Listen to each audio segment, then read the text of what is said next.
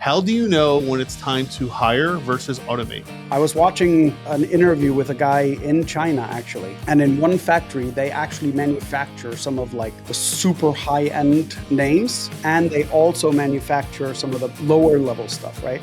The difference is... How do you deal with that weird emotional roller coaster when building something on your own? Yeah.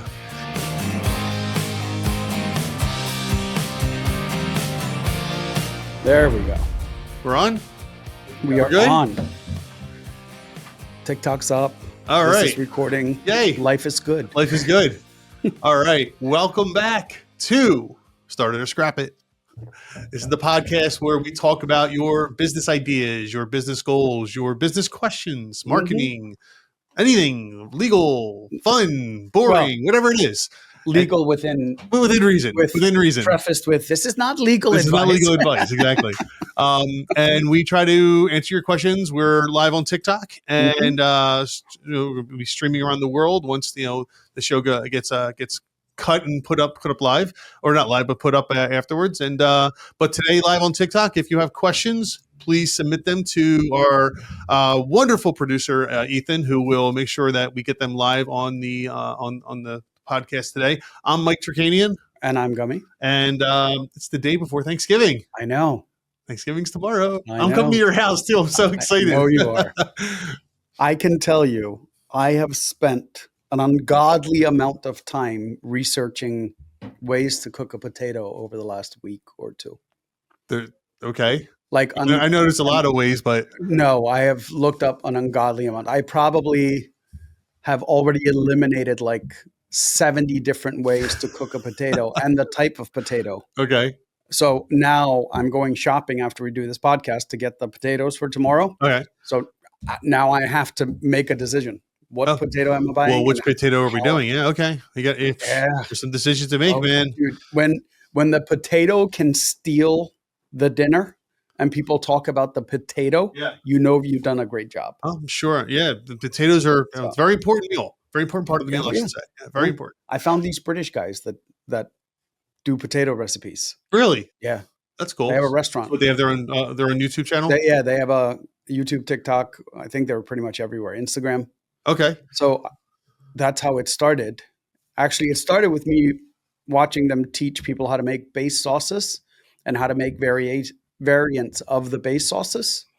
And then they did a potato video and I was hooked. Like now I'm like researching potatoes and see, and so that's interesting you say that, because a lot of people, when they're like start thinking about getting into business and stuff, one of the things you can do is just start your own little YouTube channel, Instagram, Twitter, X, TikTok, and just kind of talk about what it is that you do. Yeah, give people ideas, right? Yeah. So if you're a chef, you said these guys are chefs, right? Yeah. So if you're a chef, teach people how to make potatoes. Yeah. It's the simplest thing.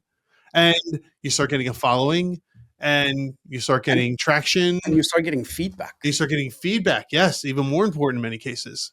So let's talk about that a little bit. So people have asked before how we started our podcast, right? So you and I have experience doing this stuff before. We literally just got a couple of cameras, microphones, sat down and started recording. Well, we did our very first one on my other podcast. Oh, that was a while ago. That was on your Crap No One Tells You podcast. Correct. Right. And that's, I think, when we realized that we could literally sit across from each other and talk for hours, right? While being recorded and didn't bother either one of us. Yep. So we talked about doing this for like a year. Yeah. And we didn't do it, not because it was difficult. It was just we didn't have time at the time. And we weren't quite dedicated to doing it. But once we sat down the very first time, one day you and I just literally said, let's just do it. Yeah. And we just sat down, a couple computers, a couple cameras, and a couple microphones. That was it. And this is like 6 months before we even got a producer. In an empty office. In an empty office. Right? I took the lights out of my son has a green screen in one of the rooms for video recording. I took the lights out of there, brought them here. And we just did it. And it really is that easy. It really is. You don't need to have the big studios and things. You can just get a couple of microphones and a couple of cameras. With today's technology. The microphones, the cameras. Yeah. Like you can have, I'm not going to say it's studio quality recordings, but you're pretty close. I don't think people care. For under $500 Oh, probably. easy. I mean, Yeah. the mics are what, $200 a pop. They're the most expensive. Well, and yeah, The depending on mics what were. cameras you get. No, the Right? mics were probably double the Yeah. price of the camera. Yeah. Yeah.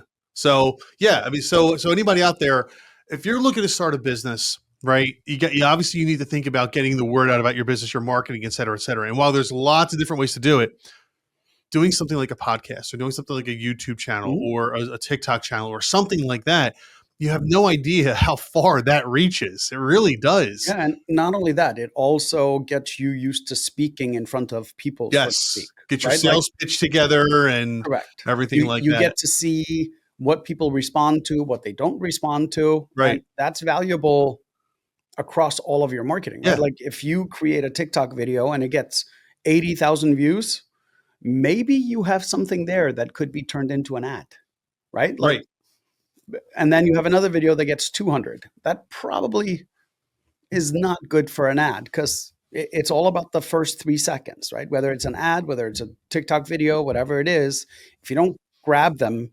initially, they'll never finish it. So it's a great way to measure ad performance as well, or figure out what hooks can you use if you want to do video ads. Yeah. So I would recommend, number one, if you're okay, actually, you brought up a really good point. It teaches you how to get your sales pitch and everything Mhm. together, right? If you're looking to get into a business, you're looking to start a business, and you are like you have public speaking fear, which a Yeah. lot of people do. This is a perfect opportunity to do it because number one, it does not need to be live when you're Yeah. doing it. You can do it, mess up, record again, et cetera, until you get it right.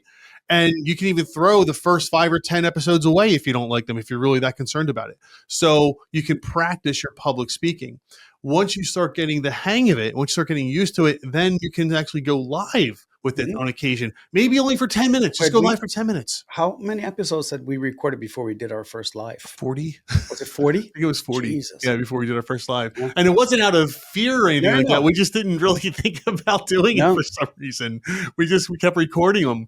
And I'll tell you what we did. So we started with all of our segments or all of our podcasts were an hour and a half at first. Yeah. And then we cut them back to an hour. Yep. And that was only because we found that people really weren't watching them for the full 90 minutes. We thought hour was kind of the sweet spot. Yeah. So that was just our thing. You don't need to do an hour. You can do But- 10 minutes. You can do 5 minutes. What benefits us all is also the fact that we are answering a question. Yeah. So we can cut it into segments, Right. right? Like we don't need the full hour. Right. We could do 4 times 15 minutes. basically, Exactly. Right. Or less, more, some Yeah. 5 times 10 minutes or 6 times, whatever it is.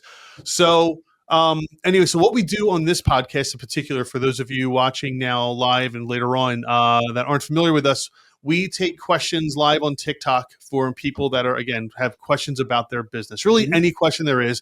And we try to give them, we'll call it advice, right? Yes. We try to give them some type of advice. Advice, feedback, whatever you want to call Feedback's it. a good one too, right? Feedback's a good one.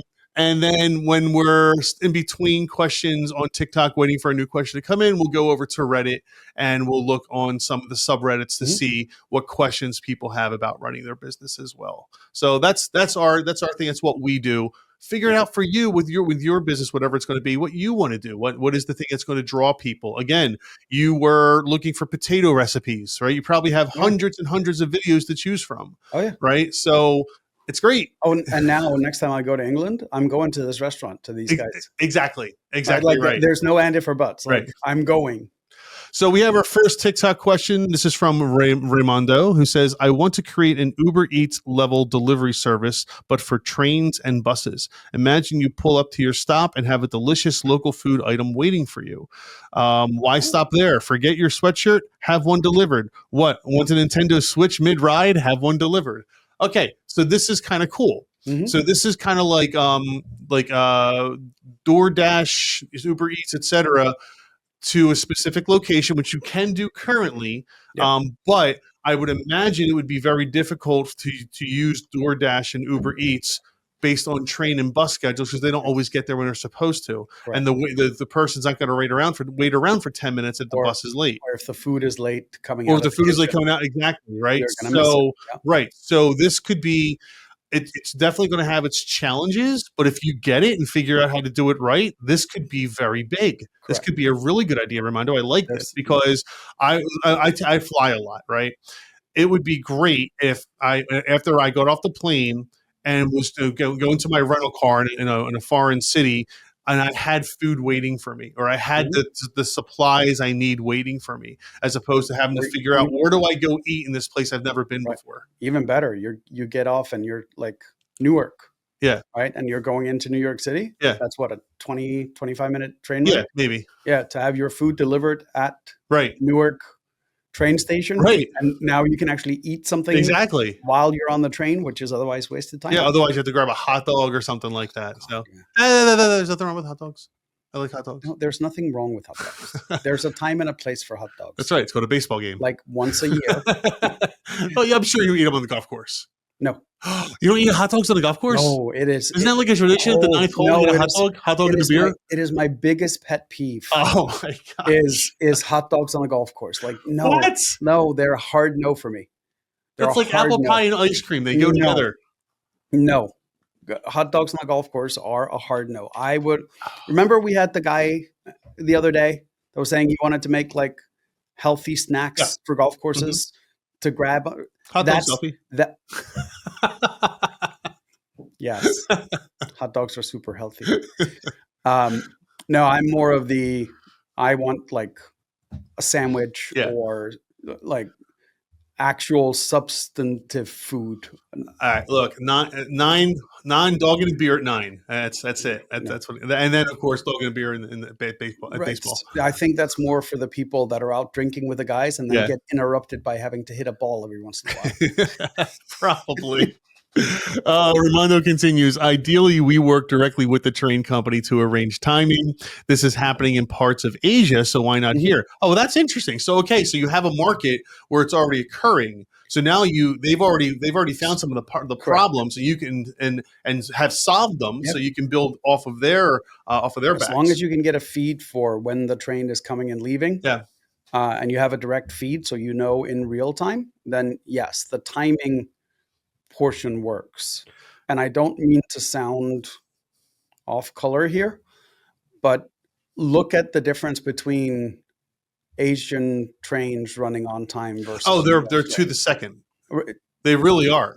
Yeah. Yeah. That's kind of my whole point. Not in Philadelphia. I'll tell you that. It's relatively they're lucky the train's within 10 minutes. If the trains are all running on time most of the time, this is very executable. Yeah. Right. When you have it's the off times, right? Like it's the delays. Yeah. It's that kind of how is it in Europe? I always hear about Swiss trains being precise. Is it like that all over Europe? I know London is pretty decent. Yeah, I haven't really used the train system in other areas. Oh, okay. Denmark's pretty good. I lived there. I've gone on several trains in the UK, and I'm not in UK, in Europe, and if I remember correctly, they're pretty spot on with their times. Yeah. Most of the time, it's a minute or two. Yeah. Which is not a huge deal, right? Here, there is always, I don't know what it is about that. Maybe Philadelphia is the exception. I don't know, but there is always something. Always, it doesn't matter what train I'm getting, what time of day or night. There is always something causing a delay. I think the subways are pretty good. I think subway's great. No, trains, the train, what we call the regional rails out here. I mean, they're nice, they're comfy, they're fast. But there's already a model for this. It should be relatively easy.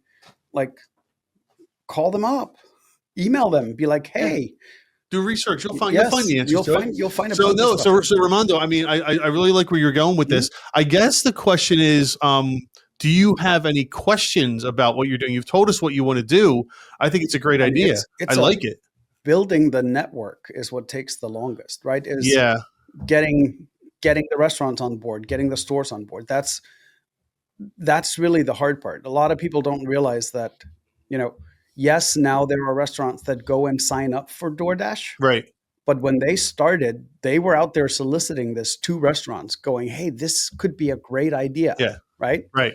And so it's onboarding the first restaurants. It's onboarding the first mini marts, because if he's going to go outside of food, now you got to onboard a clothing company or a clothing retailer.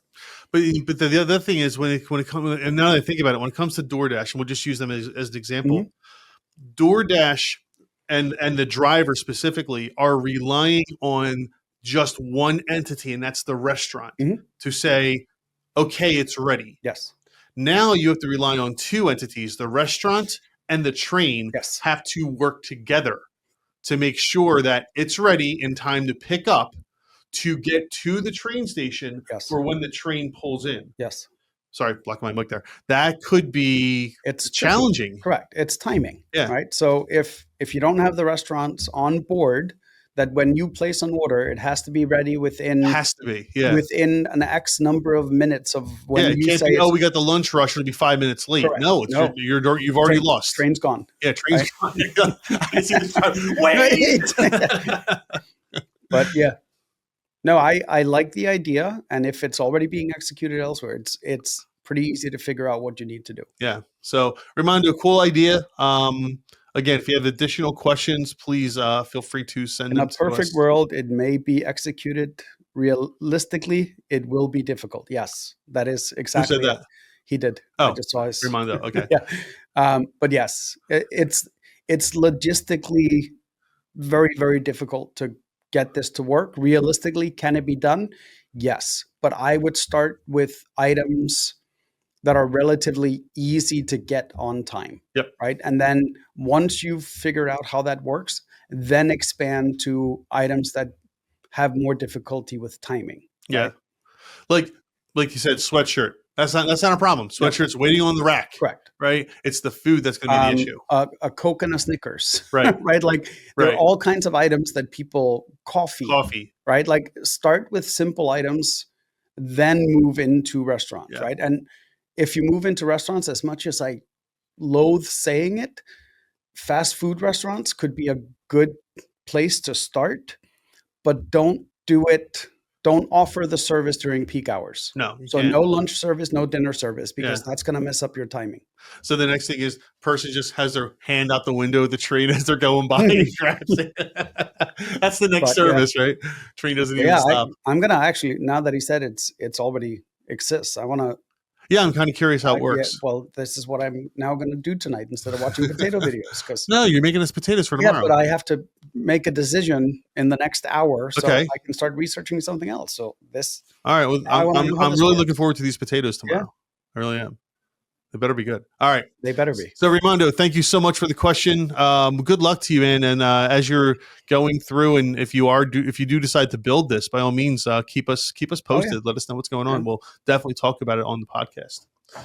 So, for everyone else out there in TikTok, if you have questions, please put them to the comments and we'll get them live on the podcast today. But until then, we're going to head over to Reddit and see what's going on in Reddit world. Now I can't read the questions anymore because we changed our setup. Oh, is that right? Oh, I can fix that. Like I had to listen to you the last time, which was that made sense because I was, in a different place, which I will be next week back in Texas. So this will be. Yeah, but this is. But it'll look something like this anyway. But something like. I just won't be in the studio with you directly. But that's okay. We'll have headphones back on again. All right. So we are in the Entrepreneur subreddit. This is from Visual Sun 6018, who says, "How do you know when it's time to hire versus automate? I have been debating this a lot lately. There are tasks in my business that take hours every week, like reports, emails, follow-ups, and I can't decide if it is smarter to bring someone on board or just automate them. Some stuff feels like it still needs a human touch, but AI and tools are getting so good now that it's hard to tell where to draw the line. Mm-hmm. How do you usually decide when it's time to hire versus automate?" Let me say this to start. I am so guilty of that too. I'm a software engineer, mm-hmm. and I've been using AI. You and I have been using AI since day one, right? We know so much about this stuff. I still don't use it to automate things. I know I need to. I just haven't. I know I need to. Mm-hmm. Believe me, I could probably save 3 hours a day if I just spent a half hour and started automating some processes. I haven't done it yet. I know a lot of people haven't. I'm having these conversations with some of my clients right now because like our CRM system now has an AI voice attendant that is pretty damn good. Yeah. And could filter out all the junk calls you get in a day, for example, very easily. It can take that initial screening call and gather the person's contact information. I mean, it's not ideal for every business, but there are definitely businesses Like, I'll give you an example. I have a client that's a physical therapy clinic. They have 5 locations. They have a human being answering the phone at every location. About 40% of their calls is calling to ask for the address, right? Like, Okay. think about how crazy that Yeah, is. sure. If you could automate Right. just giving people the address, you've eliminated 40% of the interruptions the phone causes, I get right? it. And then the other ones are, hey, I have this issue. Can I schedule a time? Right. Yeah. That's the one where you want to transfer to a human being that can work with you. But there are so many businesses that could automate their answering service. Um, there's just so many things that can be automated. So my advice would be automate what can be automated kind of as a no-brainer, like running reports. Yeah. You don't need a human to do that. That can be all automated. Now, reviewing the reports, you can automate the summaries for it, right? And have AI tell you whether or not you should be likely to read this full report or not, right? If there's any anomalies and stuff like that. But yeah, there's so many things that can be automated that people should. So that's automate everything you can and figure out what's left over Yeah. for a human, because now you can hire a human to oversee rather than do tasks that can be automated. So I would add one more thing to this. And I think this is what I'm going to do as well. Mhm. For me, just so everyone understands, it's not a matter of I'm worried about automation and things going wrong. No, I'm not worried about it at all. I just haven't done it. I I know. just got lazy and haven't done it. We dragged our feet on Yeah. this forever. But for the people that are concerned about it, Mhm. take your least risky thing, like reports are Mhm. probably very, very non-risky, because if the report's wrong, then you go back and you do it again on your own. Okay, no big deal. You might not want to do emails if you're risk adverse, because, well, if the email gets lost, you never knew it was there, so you never know to look for it, right? And I know people have talked about that, are concerned about that. So do one piece at a time. Get one thing right that Mhm. you're comfortable with, reports, for example, and then move into something else, Yep. something, again, maybe a little more critical, but not as critical as, Yeah, and X. start with low-hanging fruit, right? Like, I'm talking to someone right now as well, and he's had a personal assistant that's called for like appointment confirmations and stuff like that. And I'm like, the CRM system you have can automate this entire Yeah, process, can send a text message, can send an email, can have the person confirm that the meeting or that you're still coming on that day to confirm that they'll be there and all that stuff. And he's like, that can be automated? I'm like, yep, yeah, yeah, absolutely, but that's a human being that otherwise had to call and be like, "Hey," or send an email, wait for the response, and then confirm it, right? Now, all this should be automated. But like I told you the story with Tacoma Golf, yeah, right? Where I placed an order and then I realized I'd made a mistake and I emailed the company and within minutes I got an AI response right. that just gave me the overview, right? Like this is not a thing that's in our policies, blah blah blah blah blah. We will most certainly forward this to a human. You should hear back from us within 24 hours. Right. Bam, done. Done, right? Easy. Correct. Now I'm okay. If I didn't hear a word, I'm a little concerned. But Correct. even I know it's AI, even though I know it's Yeah. automated, it doesn't matter. No, I know that it is now in a process, Right. right? Like someone will look at this before my item ships, right? So that I don't have to deal with a return and reorder. And so AI can do a lot of things. I shouldn't say even AI, automations can do so many things, and AI can enhance those automations even further now. Like it's crazy some of the level we're getting to. Yeah. So, Visual Sun 6018. Again, start small. Yeah. Do one thing at a time, right? But get into it. You're going to need Mhm. it. It will absolutely save you so much time, which is money. Yes. Time is so much. Time is so worth, especially when you're the one running the business. Correct. I mean, I could spend 2 hours going through and organizing emails, or I can have AI do it and spend those 2 hours promoting my business. And the other thing to this for me is also once you automate certain things and you see what's left, right? the person you needed full-time could now be a part-time position, Yeah. right? And if you can hire both full-time and part-time, right, and you can pick, the hiring pool opens up drastically because there are a ton of people that don't want to do daycares, for example, Mm-hmm. right? So now everybody that has a kid, if you can say, hey, you can work from 9 to 2, Yeah. right? Now everybody that has a kid that does drop off and pick up, you just got access to that entire workforce. Exactly. And that workforce is Could be huge. Yes. Be a lot of people in that Yes, workforce. especially like if you're in an industry where it's hard to hire, then absolutely. If you can automate things on the front and back end of the day and have a human in during school hours, you're at a huge advantage hiring wise. Yep. So good luck to you, Visual Son. Again, just start. And this is for everybody out there, especially although on TikTok as well. Just start doing it. Start automating. Start finding the things that can be automated and start automating them. In many cases, it will save you so much time and money. Yeah. It really will. All right. Again, once again, I just want to reiterate, it doesn't matter if you're in a service industry business, right? Or if you're a landscaper, there's always things that can be automated, right? So just look at your specific business and go, what do I routinely spend time doing? And is there an automation solution for those tasks? Yeah. All right. We have a message here from Jesse, and I'm not sure I understand the message. Maybe it wasn't typed in properly. So is it more about to C type of business? I'm not sure. Jesse, if you're still listening, and I hope you are, please tell us type it in again. Tell us what you're asking. We'd love to get to the question. I just don't understand what you're asking. So if you don't mind repeating it and asking again. Still there? Okay, great. So what is C type of business? I don't know what that means. I don't either. I don't know. Let's see what Jesse has to say. Is Jesse typing?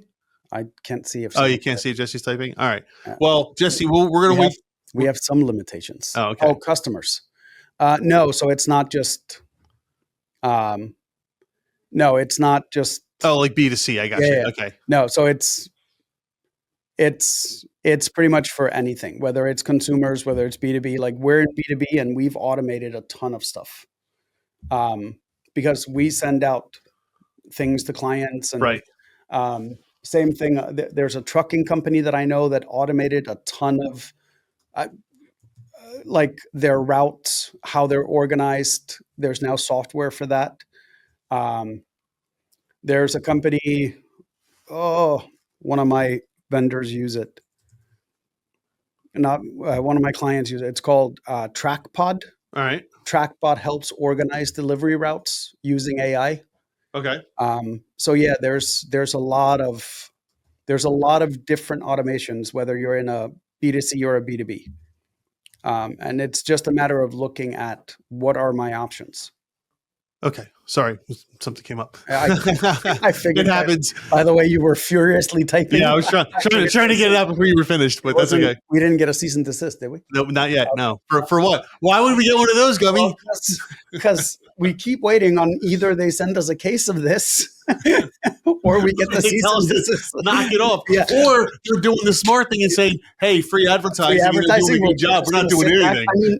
I mean, who wouldn't enjoy a nice can of Arnold Palmer Light iced tea and lemonade? I mean, it is absolutely delicious. And what is it about you that you love so much? I don't know. It's just it's the flavor profile is just well balanced.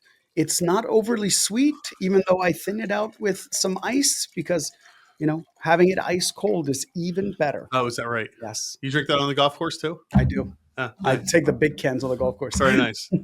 Just so everyone knows, Arizona Iced Tea and Arnold Palmer are not sponsors of the show. I'm just putting it out there, but Gummi loves it and is absolutely adamant that he wants to talk about it on every episode, and hopes that maybe one day Amazon will say, "Hey guys, here's some drinks. Enjoy."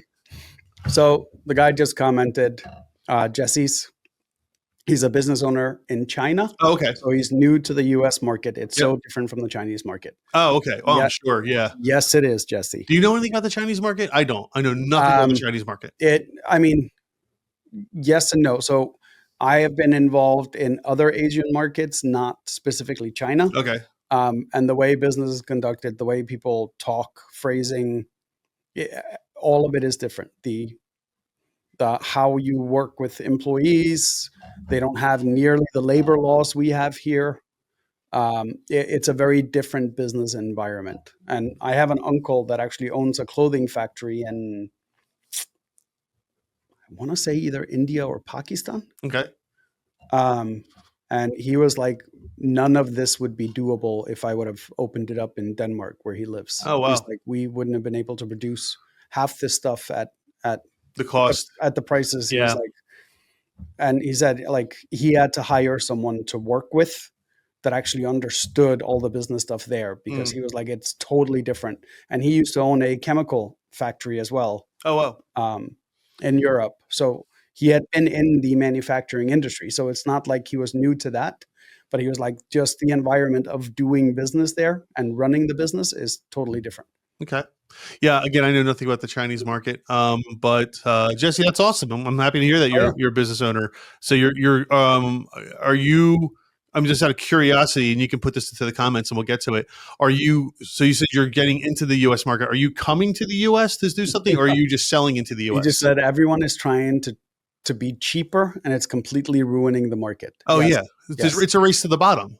It is. It's a race to the bottom in quality. It's a race to the bottom in price. Yes. And what you're going to do is the people that do have quality products aren't going to be able to afford to make them any longer because people aren't buying them, and you're going to be left with junk The products. problem is, so where's your little drawing pad thingy, right?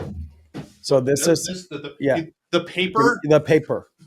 Would you like a pen with that? So here's the basics that you need to understand. Drawing thing? Drawing. I thought you had a whiteboard, right? So here's the thing, right? I don't know if people can actually see this. So it's like it's called a triangle. Thank you. Yes. So the problem Geometry. is everybody is fighting. This is your largest market, right? But this is also your Walmart shoppers. Is that a hat? It's not a hat. I just circled the bottom of the market, right? So this is where all the volume is being done.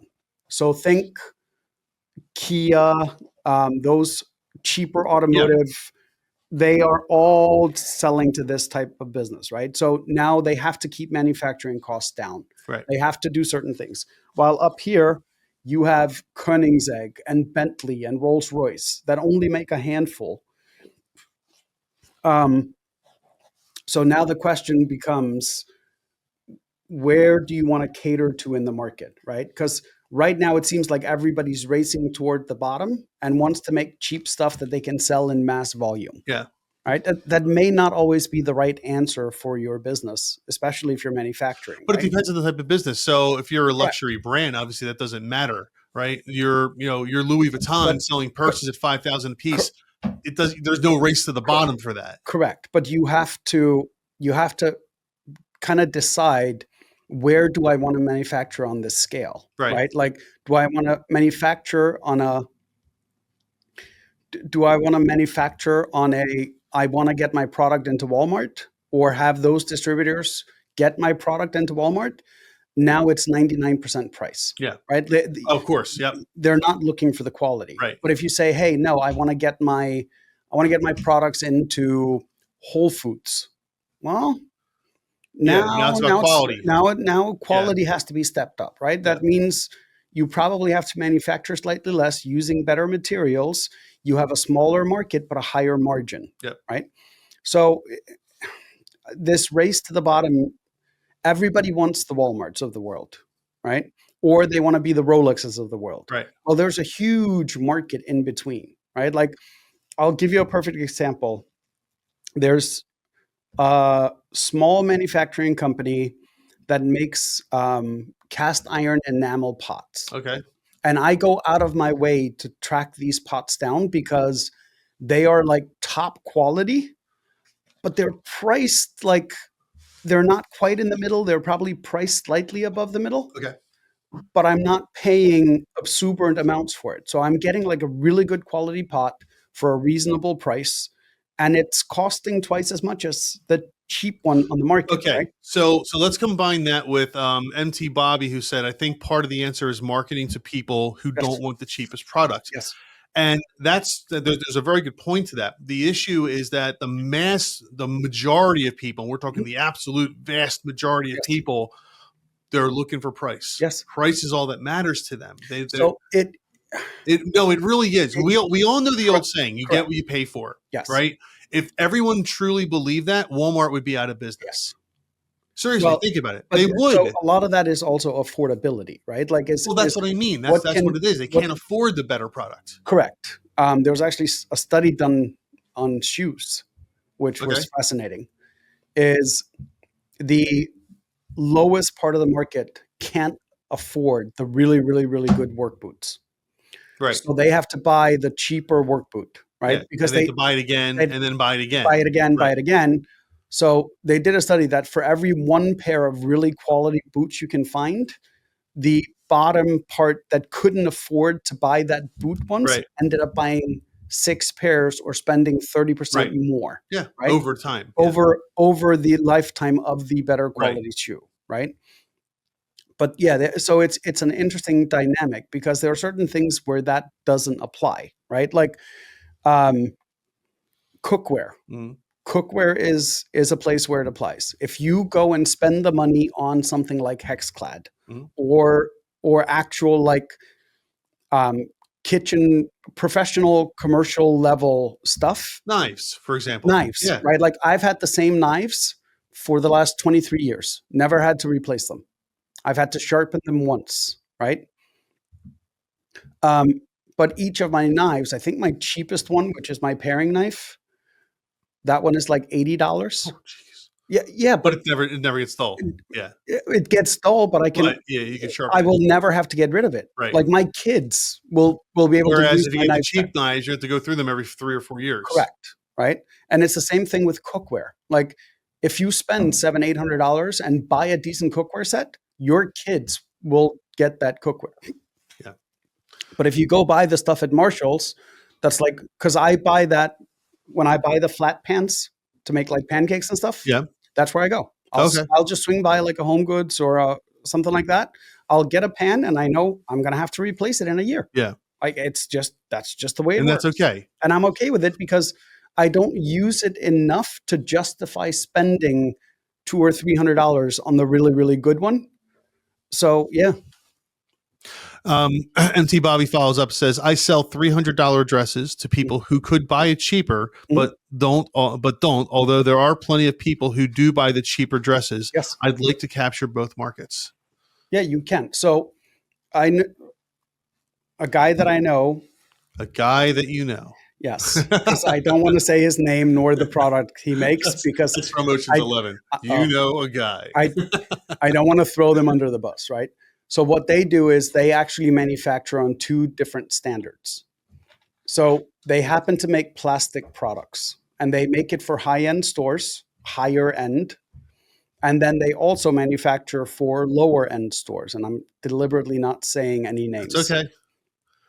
The amount of plastic, the actual plastic used in the lower end stores is considerably less in the higher end stores because the plastic is spread thinner, Okay. right? So it's cheaper to manufacture each item, but it also is not as durable and doesn't last as long, right? So in order to capture both markets, you have to have a cheaper price offering, which often means um, the guy you know, possibly yourself. No, it's not me. It's not gummy. I have a lot of clients in a lot of different industries.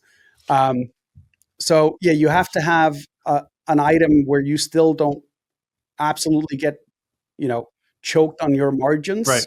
So that means you normally have to sacrifice. And I was watching an interview with a guy in China actually. And in one factory, they actually manufacture some of like the super high end names. And they also manufacture some of the lower level stuff, right? The difference is the people that touch the product are normally the more experienced people that actually get to be involved in that manufacturing. the raw materials that they use are far more expensive in the luxury items than in the cheaper versions. And that's kind of a way to capture multiple markets. And car brands are such a great example of this, right? Because look at Toyota. What did Toyota do? They rolled out a Lexus and they rolled out what was it, Scion? I think so. Yeah. Yeah. Yeah. So The lower end. in Right. order to capture multiple They were in markets, the same manufacturing line oh, too. some of the stuff Yeah. when you start digging into like Yeah. the engines and stuff, it's literally interchangeable parts, Right. right? Saab was infamous for this because when I think it was it General Motors that bought Saab? I'm not sure who it was. It was one of the American car companies, right? So Okay. they went to Saab and said, "Hey, listen, now 80% of the car has to be manufactured by the standard parts that we have." GM. Yep. Right? Was it GM? Yeah. And I'm not going to say the Swedish are stubborn, but nobody likes the Swedes. They decided that they weren't going to do it, right? They were just going to manufacture the Saab their way because they liked it. And now Saab no longer exists because Saab was being manufactured as a luxury vehicle, Right. being sold as a below luxury vehicle price. And that model just does not work. No, it doesn't work very well. So yes, if you want to capture multiple markets, because I have these conversations every once in a while with a client where they're like, well, I want to capture a lower market. And I'm always like, consider setting up a second brand, right? Because if you have another example that I can rant off the top of my head are like outlet stores. Right. People think that the products you get at the actual retail store and at the outlet store are the same one. Okay. They're not. A lot of times, if you go buy something at an outlet store, you will never find that same item in the actual retailer because it is specifically manufactured to go into the outlet stores. Right. So some of the stuff is a little less better quality, like it's little things, but it's stuff that allows them to lower the price of manufacturing slightly, which now means they can sell it at a lower price while maintaining their margins. So Jason has a question as well. It says, if I buy products overseas, is it usually priced by volume or by wholesale? And my understanding is it's wholesale, right? It's a wholesale model generally when you're buying overseas. So it depends. It's I'm assuming you mean buy it overseas, bring it to your country, and then distribute correct, it, right? but That would be a wholesale model. I think he's asking whether prices are volume dependent or if you just set up, hey, this is the price wholesale. Okay. And I think the answer is it's often a combination. Okay. Because like we buy a lot of promotional products out of Asia, right? And I'm not saying specifically China, but out of Asia because they're different manufacturing. So I know we get our base level discount if we buy 10 items is relatively low, but high enough that we can still make money once we get it up to retail price, right? Now, if I commit to buying 100,000 in a year, even though I'm only bringing in 10,000 at a time, one manufacturer might be willing to give me the 100,000 unit price, while the other one only gives me the 10,000 unit price 10 times. So it's really a combination of what are you making? Who are you selling to? Are distributors buying it? Is it retail?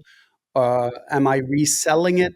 Am I using it for my business as part of a larger manufacturing process? So it's super individualized based on what you're actually doing. I unfortunately, Jason, I personally don't get involved in any overseas markets with any of my business. I mean, I'm an attorney. I guess software I could, but we don't get involved in any overseas stuff. So I really don't deal with it very often. So I figured you would know more about it than I would. And then it's the other thing is like, are you selling a completely manufactured product, or are you selling something that is a semi-raw material? Right. True. Okay. Yes. Very big difference. Yep. So all of that changes. So that's the broadest answer I can give without knowing like very, very specifics of what are you manufacturing? Who are you selling to? Yeah.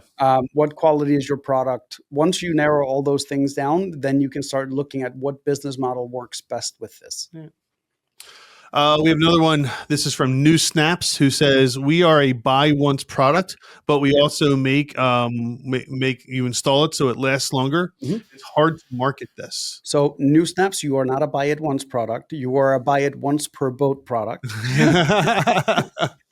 Oh, this is the snaps guy. Oh, Yes. the magnets guy. Yes. Oh, I love this thing. This. By the way, we just before you go any further, Mhm. New Snaps. We talk about that conversation we had with you Yeah. very often outside of the podcast. We do. really do. We do, because Tell a lot it of was people such about it it. was such I tell people about it all the time Yeah. because I thought it was a cool product, right? Yeah. So, and this is part of like, because now I know a little bit about him and I know a little bit about the business, right? So it's not a one-time product, it's a one-time per boat product, Yep. right? So there's going to be a cap, because you can look at how often is a boat resold and how many new boats are manufactured. And if you get 100% of that market, you've now capped out, right? Because Mhm. if you put it in every new boat, you're going to stop seeing the secondary sales from it. So very much like one of my favorite companies, Yeti, Yeti. right? Yeti started making just coolers. And then they realized their coolers last forever, right? So how many coolers do you need to buy if your cooler lasts forever? Right. Right? One. Right? Maybe two, One for water, one for something but else. that's it. Now I have nothing else to sell to this customer, right? And then the very principle of it is, if I sell you a product and you absolutely love my product, it's probably relatively easy for me to get you to buy a second product, right? So I was on Yeti's website just yesterday to place an order. And because right now they're running their annual promo where it's free customization on them. Black Friday. Yeah, it's like Probably, yeah. like that. So I ordered like $800 worth of Yeti products yesterday. Okay. And that I use for giveaways. Right? You have a Yeti cup with Red Knight on it. Yeah, I do. Exactly. And it's something people really appreciated, right? But I have never once in my life bought a Yeti cooler. Right? So if Yeti would have stayed just in the cooler business, I never would have known who they were. Yeah.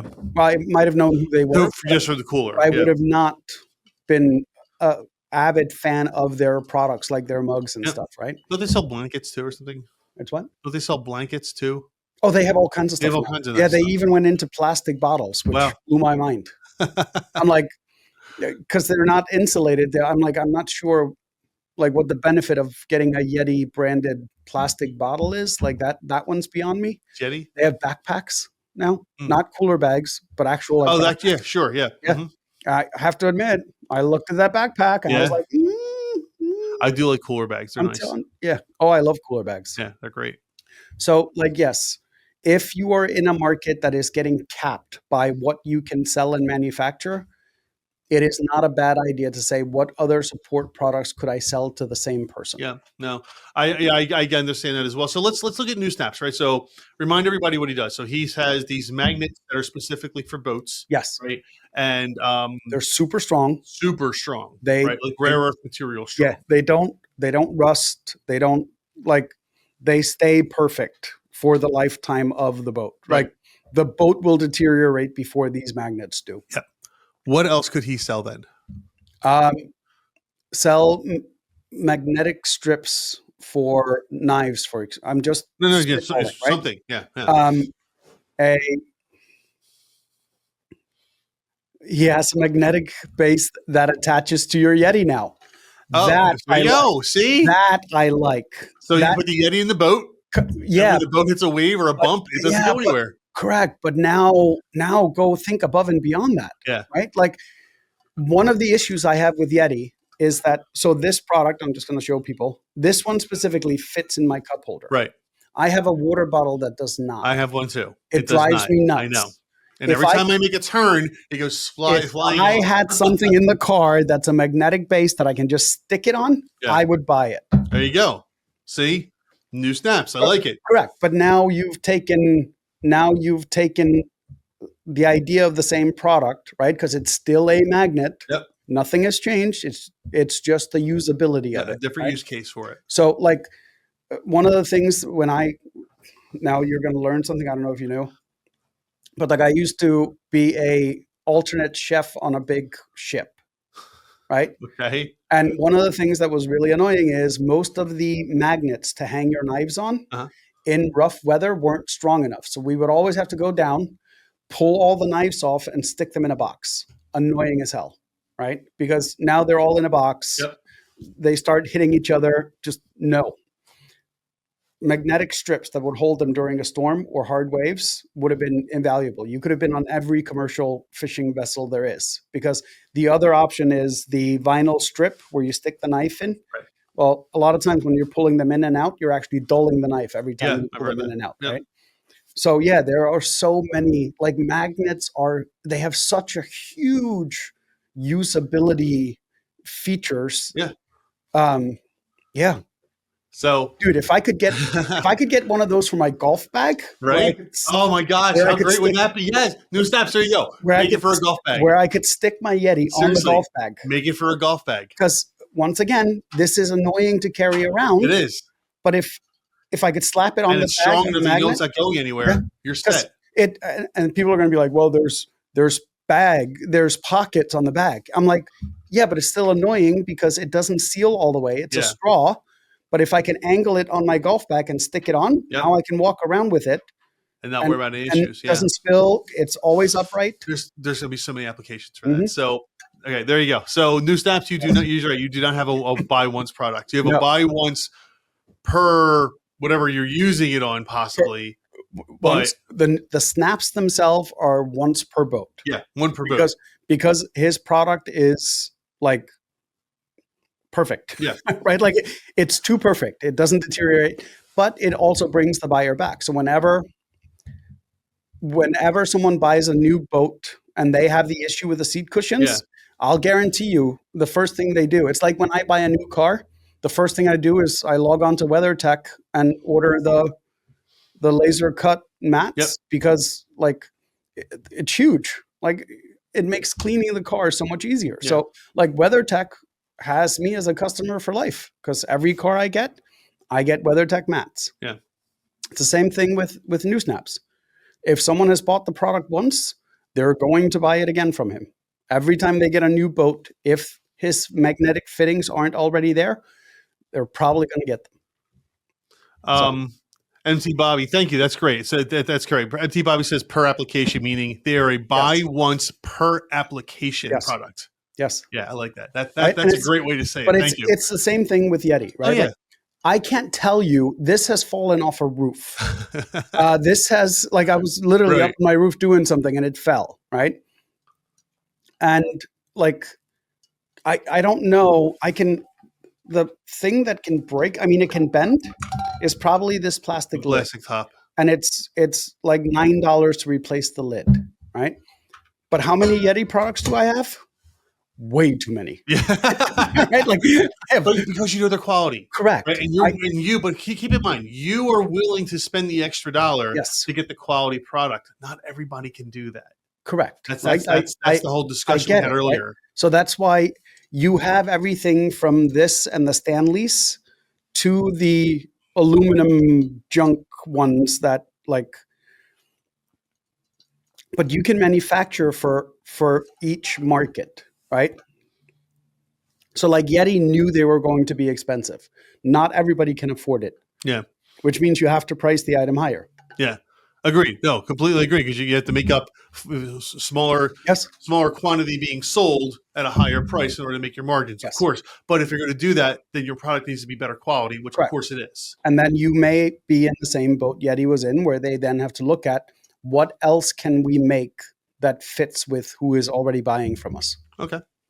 Newsnap says he has a TikTok video where he holds it out the window doing 70 miles an hour. I'm going to check that out. I'm going to check that out. Definitely. Yeah. All right. So we're going to go while we're waiting for any more questions. Again, MT Bobby, Jason, Newsnaps, thanks so much for contributing today. It's been great, guys. And if you have more questions, we're here. But this one better be a quick one. What? We're running out of time? We're almost at an hour. You got to be kidding me. Wow. All right. This is from This is back on the subreddit Entrepreneur. Winter Soldier 35 says, how do you deal with that weird emotional roller coaster when building something on your own? Yeah. I run a small business and also work on a side project after work. Some Mhm. days I feel like I'm on the right track and everything makes sense. Other days I question literally everything I'm doing.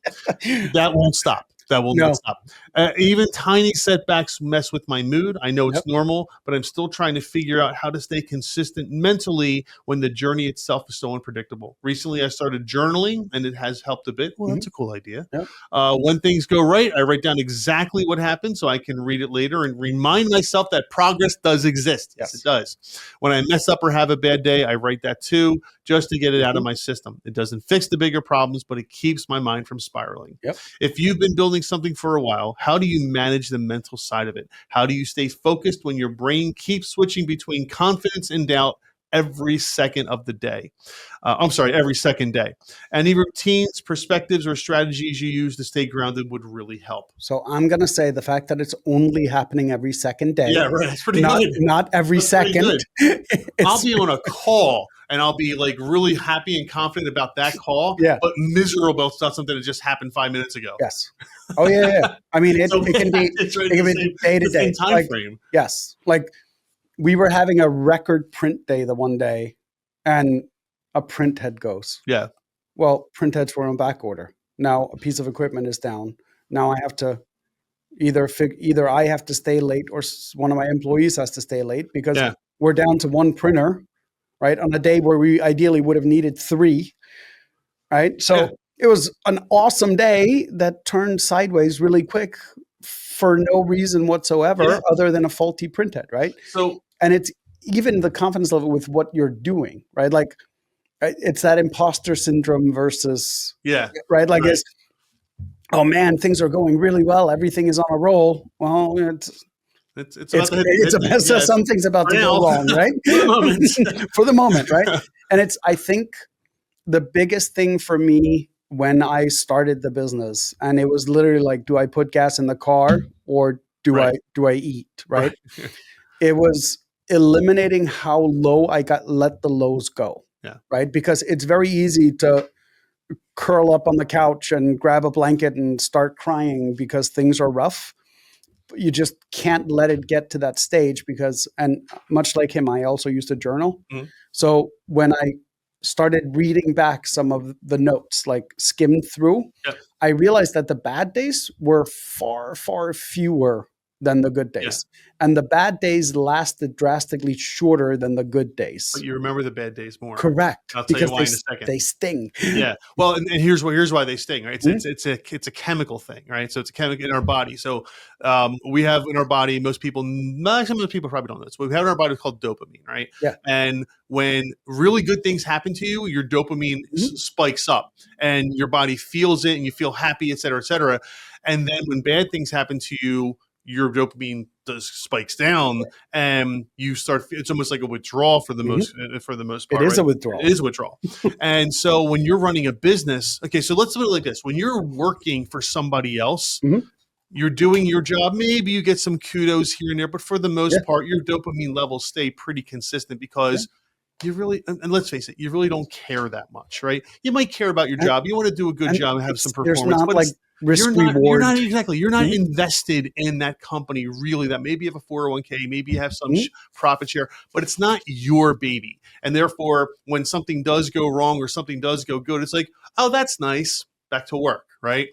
When you're the business owner, that's all you think about. Yep. And when something goes right, it's like you hit the lot. It doesn't even matter if you made $1 more. You hit the lottery. It's good. You get that dopamine spike, and everything feels fantastic.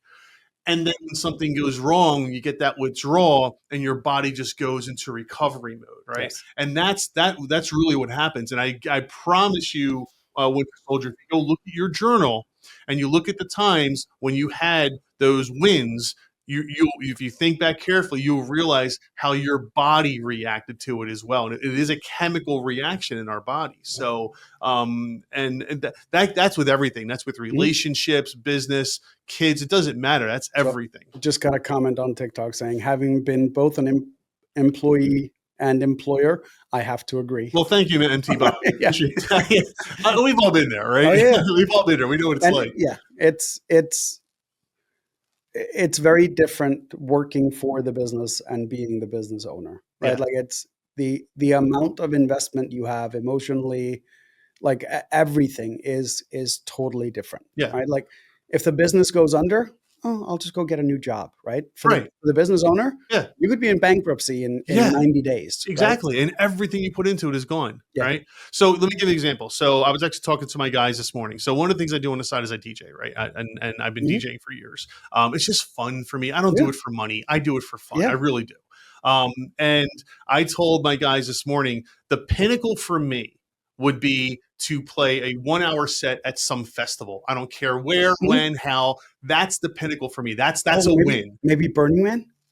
That's different. Burning Man's different. That's love Burning Man. Ugh, love it. Anyway, very different. But like to actually be invited, that would be the difference. If I was invited to a festival to play, right, that would be the pinnacle for me.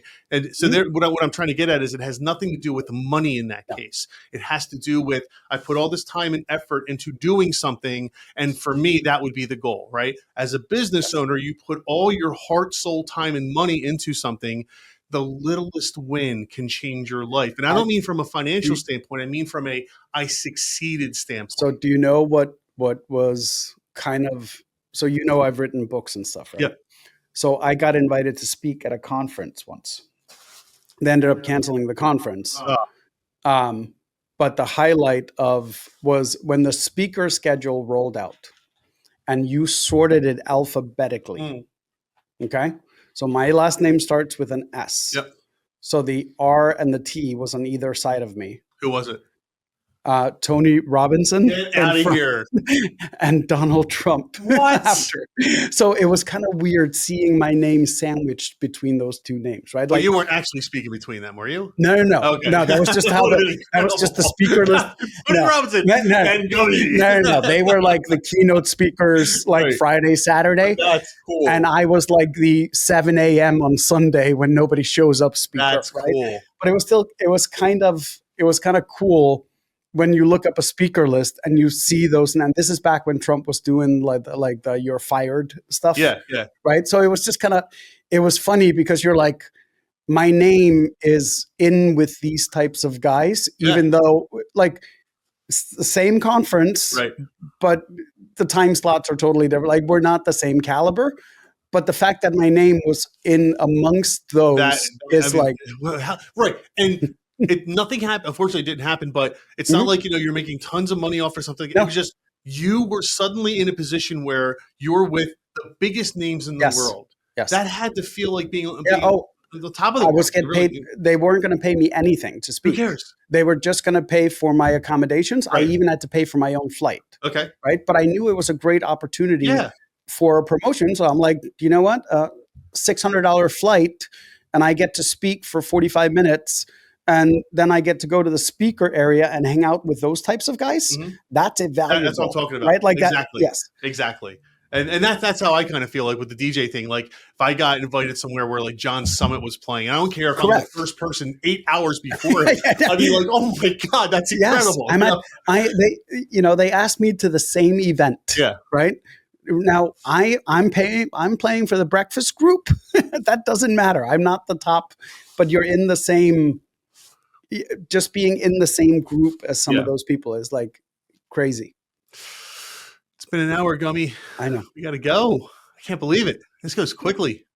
So yeah, unfortunately, everybody, our hour's up today. So we're gonna have to wrap the show up. But Jesse, New Snaps, MT Bobby, Jason, guys, everybody on TikTok, thank you so much. I guess that's why it went so quickly because we were having so much fun with these guys. It was great. It's so much fun when people actually get involved and we get to have conversation that relates directly to people you know is listening. Yeah. And like I've talked to a couple of these guys even like on the phone. Right. So it's I don't know, it makes it even cooler. Yeah. And I tell people all the time, like if you're on the show and you have additional questions, all you got to do is send us a message with your phone number and we will 100%. Absolutely. Gladly have a conversation with you. Yeah. So all right. Well, for everybody else out there, happy Thanksgiving, TikTok. And for those in the United States, I guess, happy Thanksgiving. And we will be back next Wednesday I will be back in Texas, so we'll be doing it remotely again, but it'll be the same kind of format now, which is kind of cool. I like this. Yeah. And then I guess that's it, man. So we're evolving. We're evolving. we're evolving to an actual podcast. So again, we'll see you next Wednesday around 11:30 a.m. Eastern time, 11:30-ish Eastern time. Mm-hmm. And other than that, I will see you tomorrow for your delicious potatoes. All right, take care, man. Bye.